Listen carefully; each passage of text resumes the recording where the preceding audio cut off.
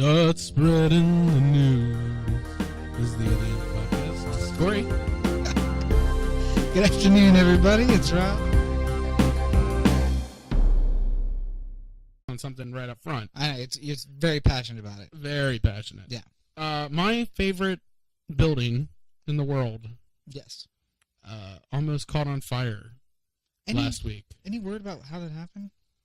I've heard tell. Yeah. I don't know how true it is, but Homeless people. The Mayfair. That's what my first thought was. Yeah, somebody was cooking some crack in the vacant next door. Yeah. For those who don't know, I am in love with the Mayfair Theater, which is a vacant, abandoned. Not a movie theater so much anymore. It's more like an open coliseum. Yeah, it's kind of like the Roman Coliseum in the fact that it has no roof. Yes, but the roof is still inside. It's in there. Oh yeah, it's just not up. Some assembly required on the roof. But so here's the thing: it's gorgeous.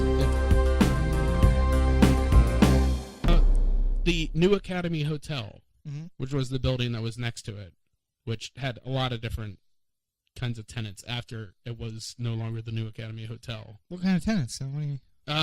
There was a nightclub called Bottoms Up. Nice. Yeah. Sounds like the kind of place I'd check out. That was right there. I think it was Bottoms Up. Mm-hmm. So, yeah. Drank a bottle of Mad Dog last night. I was going to say, I wasn't on your Instagram recently, but I don't remember.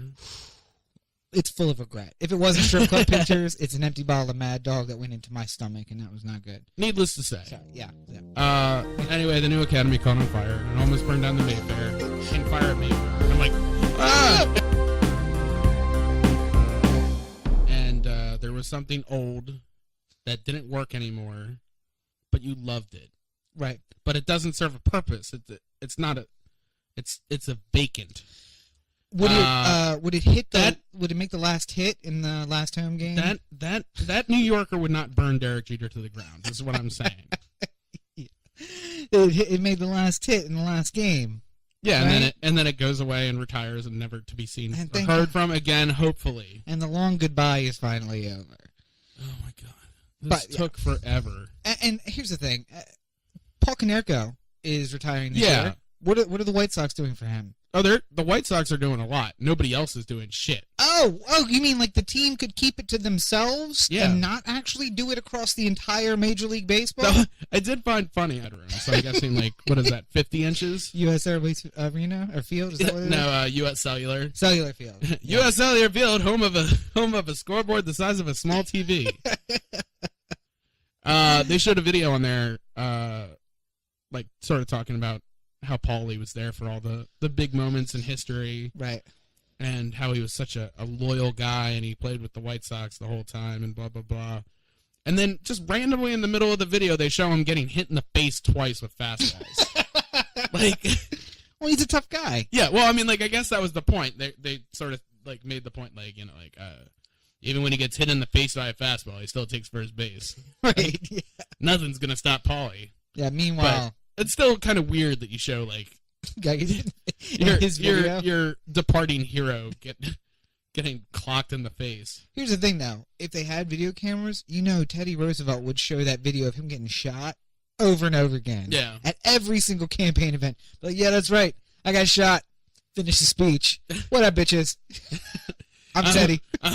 I'm TR. I'm out. Drop the mic. Drop the mic. Top.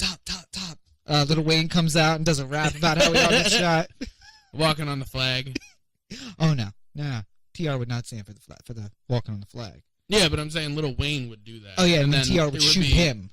You know what we need? Elephant gun. You know what we need back in our lives? Celebrity deathmatch.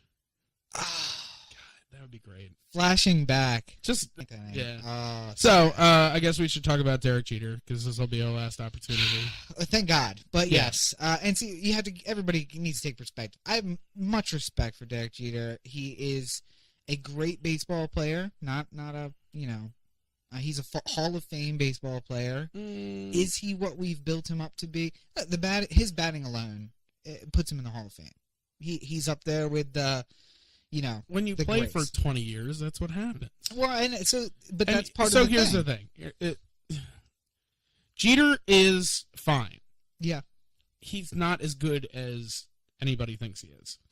But Keith Olbermann's taking down of Derek Jeter was Taking him to task. was amongst the best things I've ever seen. Yeah. And Olbermann's a diehard Yankee fan, like season ticket Yankee fan, like behind home plate where they cost $1,100 a game. And there's Lexus Yankee logo fan, on it. yeah.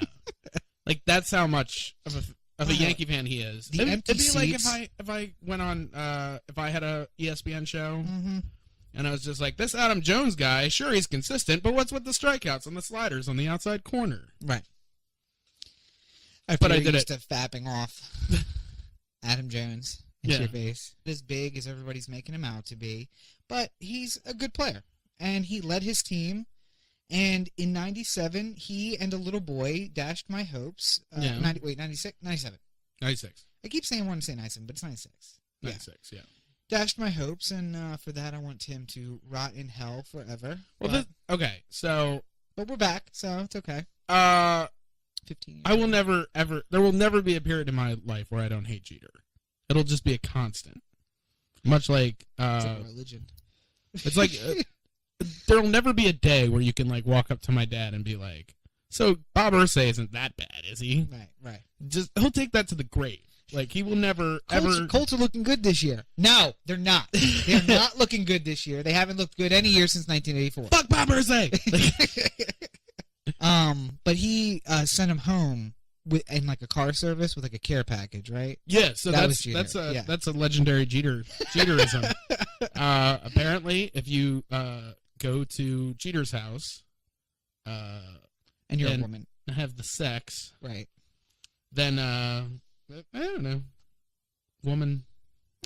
Maybe. I'm not one to judge. You wake up in the morning in the lavish seats of Derek Jeter, Mm-hmm. and then a butler escorts you out. No, he's gone. He's been gone. Derek Jeter's already trying to find girls, like, get on the subway. Right. 7 a.m. going like, my bedroom's going to be empty in about 45 minutes. You want to go back? Yeah. We can walk. I got some time before the game, so. No, but you get escorted out by the help, and then you get into a car, like a town car or something like that. And inside will be a care package from Derek Jeter, including autographed balls and that sort of thing. Once you handle the one balls, you get the next balls in the morning. So, yeah. I think what there is it was a story with Mantle, I think, where it was his last at-bat in the majors, and the catcher went out to the pitcher for like a meeting, and they let him have the moment where everyone's cheering for him at home plate. And the catcher walks by and goes, fastball. Just whispers it to Mantle. Yeah. Mantle thinks they're like pulling his leg. Right. And the pitcher throws a perfect fastball just right down the middle. And then the pitcher looks at Mantle like and puts his arms up and he's like, come on, bro, what? That's a gift. What are you going to? He's like, no, okay, I got it now. Sorry. You're actually going to say that. Okay. I thought it was a joke. And then he threw a fastball right down the middle and Mantle cracked it. A meaningless game. You give Mantle one last home run. Sure. Yeah. That happens all the time, I'm sure. Anybody. I mean, all the fucking jokes aside, if that's the worst thing you got going for you, brava, sir. Well, I mean, the drugs on his team, drugs on other teams. He was a player through the late '90s steroids era, now the HGH era, and all that stuff, and still never, always above reproach. Never even a question that he would have been involved in that. That says something about your character. And as a fan of baseball, bravo to you, sir. Jeter going to walk into the tunnel, and Girardi is there, and he just puts his arm on his Tory puts his arm on his back, hand on the back, and he's just like, sort of like a "you did well," and just like pats him on the back a couple times, and then Jeter walks into the clubhouse, and I'm just like, oh god, that'll do, pig. Yeah, that'll do, pig. I would have loved it if he said that to Jeter. Press conference after the game. They're just like, what did Joe Torre say to you when you were going to walk into the... He said, that'll do, pig. And, yeah, he's a pretty funny guy, but that was kind of shitty. Kind of ruined my moment there. I mean, I was feeling really good about myself, and then all of a sudden he said that, and needless to say, I would like to announce that the 2015 season will now be my retirement, and Torre is not invited. So, nobody has to give me any more gifts, but either way, I'm going to be doing this whole thing over. Derek Jeter's last minute shenanigans mess up your final week. I know you're in the championship of your fantasy baseball season. I am. Any impact? For the third straight year, I'm in the championship. How many wins do you have? That's great. Are you a 3-time champion or? No, I'm a 2-time loser. the 2 teams I've had prior to this year were loaded. I'm really good at fantasy baseball. Right. The problem is that I'm really good at picking out players who are going to play for teams that make it to the playoffs. Right. So I load up my team with like Mike Trout and he doesn't play and the Adam last Jones, and then all of a sudden like they clinch the playoffs and they don't play. Right. So now I got Lorenzo Cain in instead of Mike Trout. Lorenzo Cain's a good player, but Mike Trout's better. That's Today, on Saturday, the Fappening Part 3 occurred. Yes. And when I saw it, I was like, oh, God, now Rob needs to talk about it again on the podcast. Yes, and of course I do. And the Fappening 1 was outstanding, and it blew us all away. Right. And the Fappening 2 was like, some people we've seen too much naked, some people we don't want to see naked. Yeah. And then Fappening 3 is, hey, here's a bunch more pictures of J-Law. Yeah. And a bunch of people you've never heard of before. Right. Except for one. And Rob got so excited. Well, no. She has now become the queen. The girl who I would love to date even more should I move to Hollywood. And you know which one I'm talking about? Anna Kendrick? Anna Kendrick. And why is it that I would now date Anna Kendrick? And why she's at the #1 list? What was it, like 78 pictures? 87. 87 pictures, not a single one of them of her naked. Oh, I was talking or about anywhere close. I was talking about the Coke residue on the Oh. mirror. Well, But yeah. no, that too. No. So Anna Kendrick gets hacked. Her iCloud gets hacked. They get her most intimate pictures. And her most intimate pictures are her playing around with her friends, playing dress up, pictures of animals, and her in cosplay. Yeah. No nudity, maybe a little cleavage, but actually not even that much cleavage. Classy. You are a classy bitch, Anna Kendrick. You can have to sell. So, the Fappening 3, I've compared it to Back to the Future. Yeah. #1, classic film. If I catch the last 2 minutes of the first 2 minutes, I'm watching the whole thing. I can't avoid watching the whole thing. #2, not as good as the first one. More of like an ancillary to the first one. Like right. In Back to the Future, we see the events of the first one going on, so it's like adding to the story. I'm good with that. And then 3 comes out of left field, and you're like, okay, so now we're in the Wild West. Really? Yeah. This is what we're doing? This is how we decided to treat this thing. Right. So the Fappening 3 is like Back to the Future 3. Follow me on this. We have Michael J. Fox, J-Law. Yeah. And we have, there's a couple other people who had additional pictures from the Fappening 2. I'm going to call those Christopher Lloyd, just because they're that secondary character.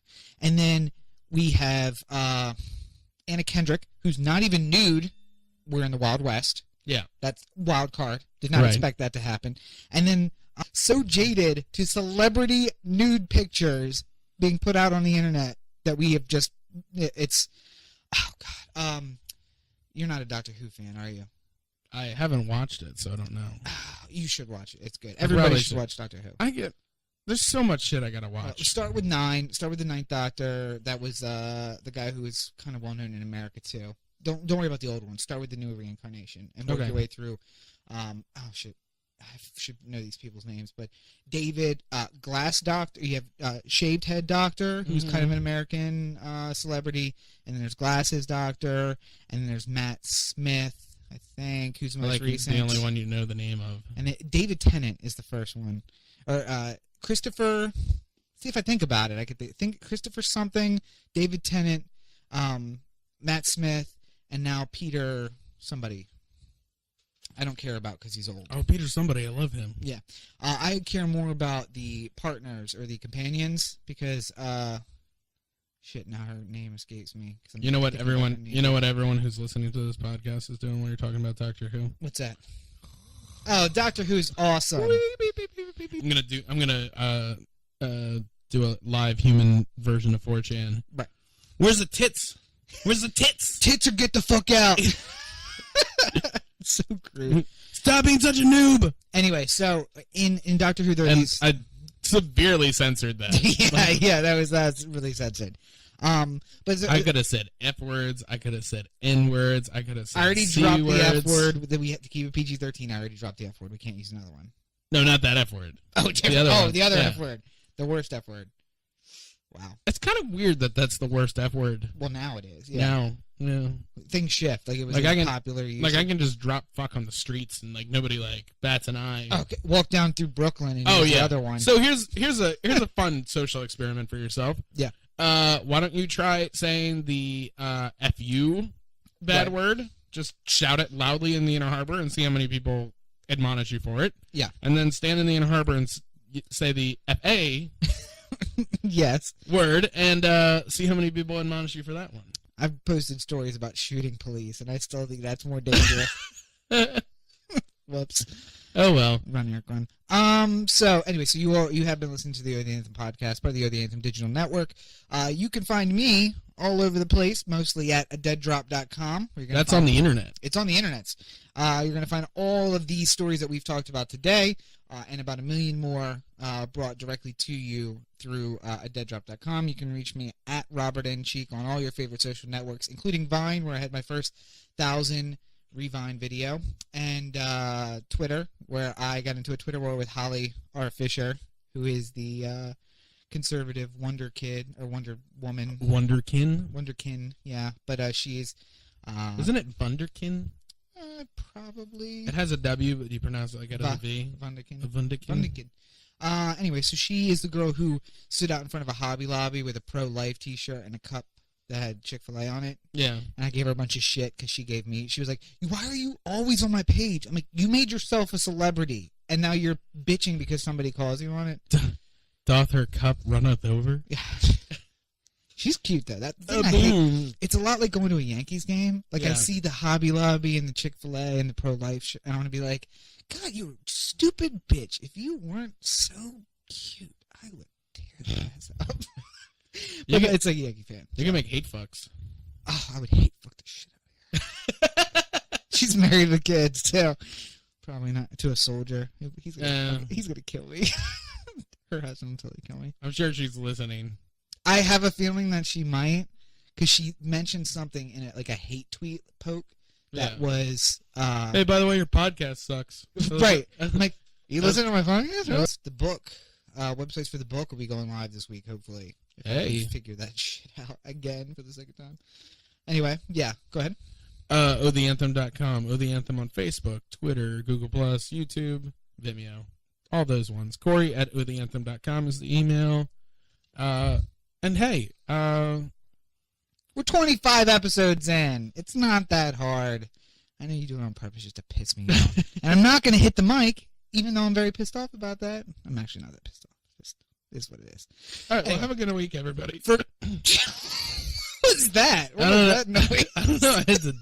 I had a demon within me. Oh my god, that was... There is no weird. Cory, only Zool.